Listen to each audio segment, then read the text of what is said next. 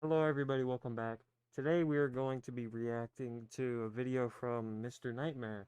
If you don't know who he is, he basically narrates stories that people submit in. And he makes it sound creepier than they're supposed to be. So I'm gonna be reacting to 3 disturbing true Blizzard horror stories. Um, since it's a 15-minute video, I'm only gonna do one of these videos, so yeah, I'm not gonna talk anymore. Let's just watch these snowstorm horror stories. I actually like watching this while I'm like doing just stuff like so when I'm bored, like when I'm editing Back or before something. my girlfriend Jenny and I officially started dating, we would still hang out all the time. We both snowboard, and her family has a little cabin-type house in Vermont not far from Stowe Mountain Resort. This was around our maybe 10th time hanging out. She invited me to go up there for a weekend with her to go snowboarding for the first time together. It was like a 5-hour drive. As we neared her little house, we spent about half an hour on this very windy, secluded road on which we'd pass occasional driveways that would lead up into properties blocked off by walls of trees. We were way up there in the mountains. The sight of other cars by this point was something to behold. It really felt like we were alone up there. A lot of the driveways didn't even have tire marks in the snow, meaning even a lot of the houses were void of people. Jenny told me that's because a lot of the houses here were owned by people out of state, just like her situation. I was going like 30 when she yelled at me to slow down, it's coming up, so I hit the brakes, and this little opening in the trees that I otherwise would have missed came up. We drove this narrow trail in 4-wheel drive, which led to this small house covered in snow. It looked incredibly cozy. We parked, and first thing we did was turn the heat on in the little house. We unloaded our stuff inside, and since it was already getting dark that night, we just cooked some of the food we packed for dinner and watched a movie. Pursuit of Happiness, actually. So the house had just about everything, heat, electricity, except running water. Her family had jugs and jugs of water for important things like washing hands and plates and stuff. But there was no working toilet, so she told me we had to use the outhouse outside. That's just I only had to horrible. go pee that night, so I just went out to the front deck and peed into the snow. It was also snowing out that I night. mean, We fell asleep at some point during the second movie we watched, and we woke up pretty early to our phone alarms. We wanted the freshies on the mountain. We started getting ready to drive up to the ski resort. After breakfast, I had to go out to the outhouse though. I ran out to the outhouse in my shoes, and my feet started to freeze. On my way to the outhouse though, I saw footprints in the snow. They were kind of big, but I couldn't tell if they were boot marks or animal prints.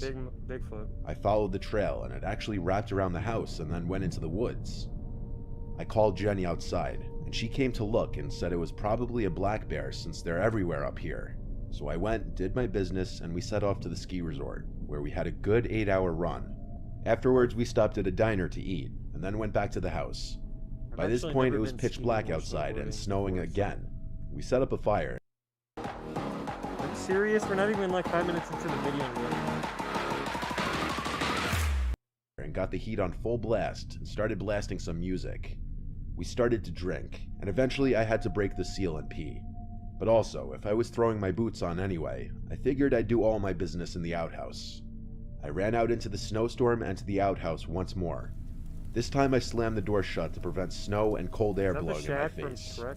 I heard the blasting music from inside the house still, but then over that, I heard the crunching sound of footsteps in the snow, passing the outhouse.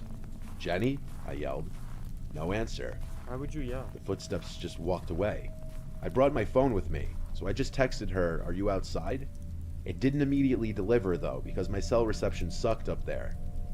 A few minutes passed and I was still in the outhouse.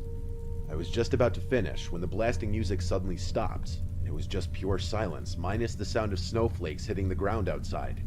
As soon as I stepped out of the outhouse, I realized it was pitch black out here now. The lights from the house were off. I figured maybe the power went out. I used my phone's flashlight and noticed a fresh pair of footsteps in the snow leading to the house. Oh. I followed the footsteps to the front door, where they seemed to stop, then continue around the house. I banged on the door and yelled Jenny's name. Suddenly the door opened and an arm pulled me inside the house. It was Jenny. She slammed the door shut and locked it. She whispered that there was a man who tried to open the door, which she locked as soon as I went to the outhouse because she was scared being alone. When she saw the person at the door wasn't me, she cut the power and hid in a corner in the living room and watched in horror as a stranger walked past the living room window slowly, looking inside. I came to the door only a couple minutes after this happened. Jenny told me about the secret cellar in the floor that her dad kept a couple rifles and shotgun in. Navigating in the dark, I found the handle to it and lifted it open. That's when you Now grab using one my and just- flashlight, I climbed down the little ladder and Yeah. grabbed one of the guns off the wall. We then waited on the couch in the dark, afraid to turn the lights back on, exposing ourselves to whoever was out there. The closest neighbors were not a short walk. Let them know what Jenny you have. said it wouldn't have been any of them, and odds are they weren't even in Vermont right now. Once again, the only sound was the sound of snowflakes hitting the ground outside, until the sickening sound of footsteps in the snow outside returned. I took the loaded gun and marched to the front door, opened it, and shot like 3 rounds into the air, screaming. The footstep sounds were gone. I'd imagine they ran off, and the sound of the shots echoing into the air masked the sound of the footsteps running away. We left the next morning under the recommendation of her father, who said it's best to not be there at the moment. They don't really have anything they're worried about being stolen, so we just got the hell out of there the next day. At least we got our full day of snowboarding in. That horrific night was definitely an experience, to say the least. I don't know why you fire shots into the air screaming. I mean, if you have your lights on, they obviously know you have a gun. I live in England, and for others who live here, you may remember it snowed quite a lot in the winter of 2018. I used to love the snow, but after what happened, I'm no longer a fan of it. My immediate family was going to visit extended family in Cornwall for the weekend. I didn't want to go. I don't get along with them very well, and would much rather have stayed at home, so I faked an illness. I wasn't expecting it to work, but it did. They went without me and left me in charge of the house, which I was fine with. For the record, I was 16, so it's not like they were being irresponsible. Saturday was great. I went on my computer, watched Netflix, and played in the snow with my dog for a bit. She loves the snow more than anything. That evening, I was just finishing up a mission on Call of Duty World War II, when I started to get hungry. The house is full of food, but mostly food that takes a lot of effort to prepare. I decided to go to the fish and chip shop in the village. By now, it was getting dark outside, and the snow had stopped falling, but it had gotten really deep. I grabbed a tenner and crammed it into my pocket before pulling on a coat and heading outside. The route I take involves going down a tree-lined snicket that has a few street lamps for light before coming out near the main road where the chippy is. By the time I got there, it was dark out. I got some chips, battered sausage, and started to head back home. I was halfway down the snicket clutching my meal when I heard it. In the trees just to my right, a twig snapped. My head whipped around, but I couldn't see anything.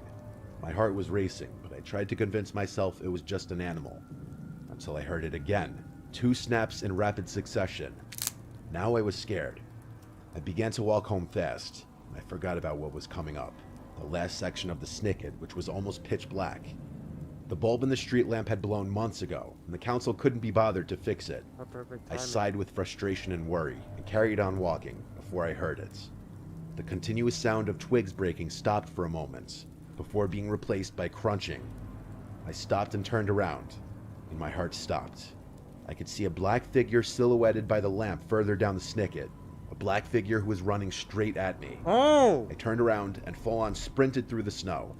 I burst Right. out of the snicket and ran to my house, which was only about 10 meters away. I got my keys out as I was running, and I jammed them into the lock as soon as I was close enough. I threw myself into the house and slammed the door shut behind me, locking it. I looked out of the door window and saw nothing. The streets were deserted. It wouldn't be that bad if it ended there, but it didn't.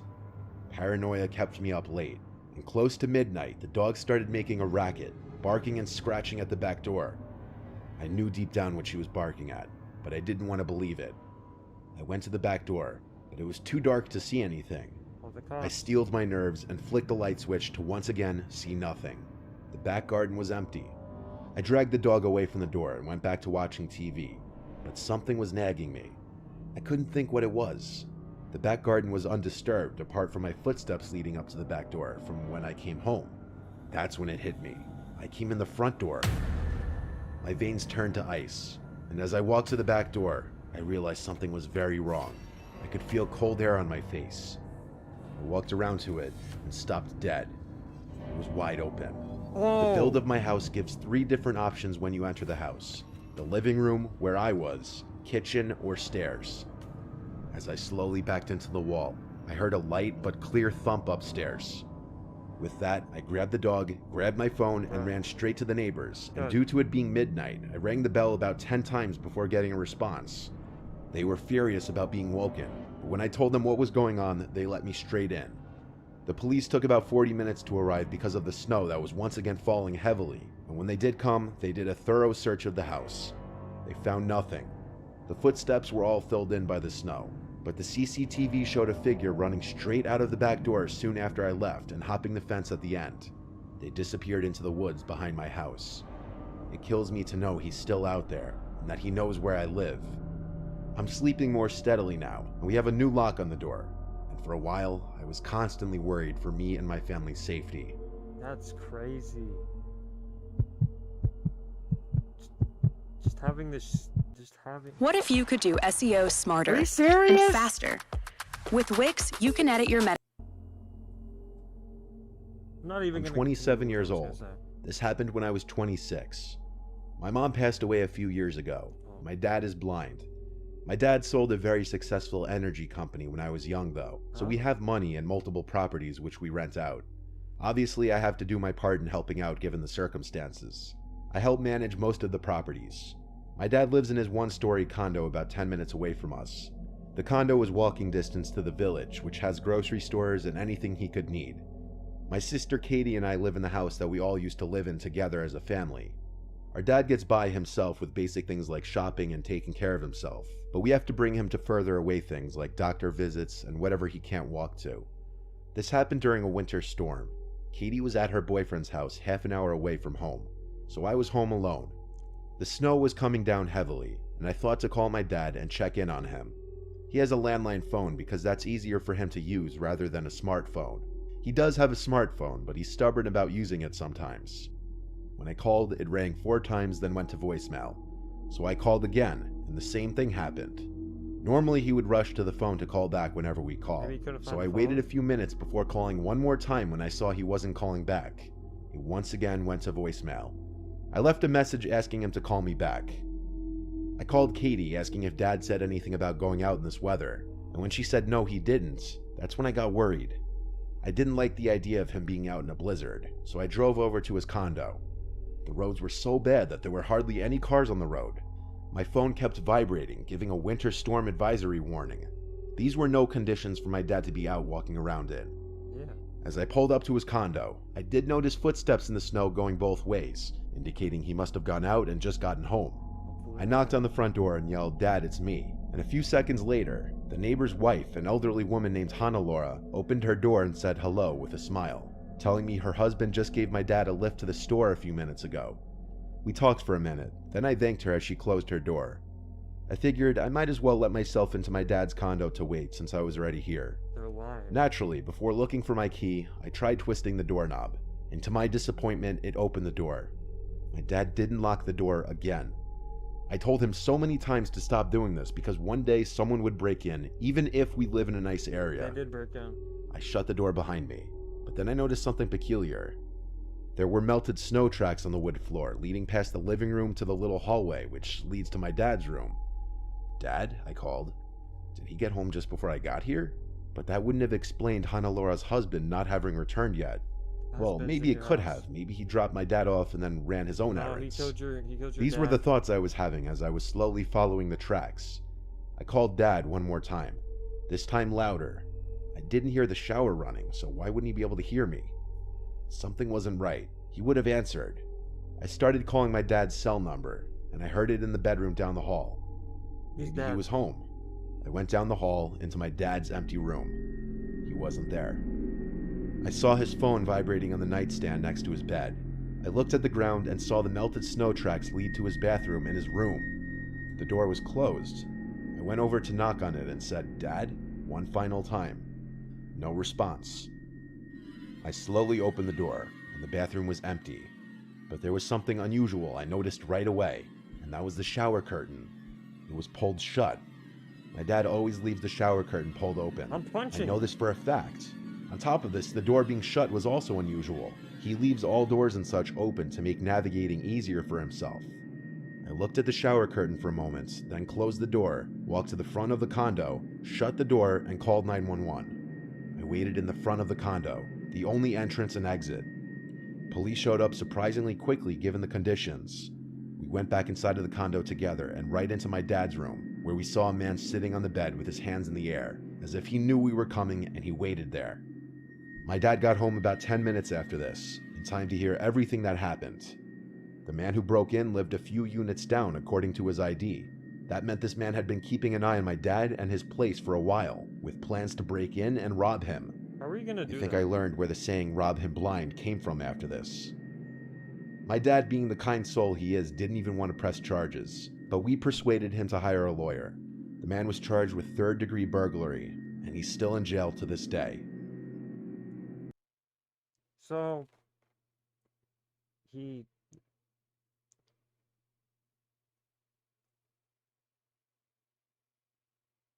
so he didn't press charges, even though he broke into his house. I For him, I guess it's kind of nice. But if you really think about it, he was gonna rob him, and he's blind, so there's nothing he could really do to protect himself, or he can't defend himself. He can't. So like, how are you not gonna feel messed up about that? Just robbing a blind person. You're gonna feel horrible. I know he's in jail thinking that over and over and over again. Well, that's today's video. If you want to see more Mr. Nightmare videos, you know what to do. Put a like. Anyway, thank you so much for watching. If you want to see more, make sure you guys comment, like, and subscribe. And I'll see you guys in the next one. All right, bye.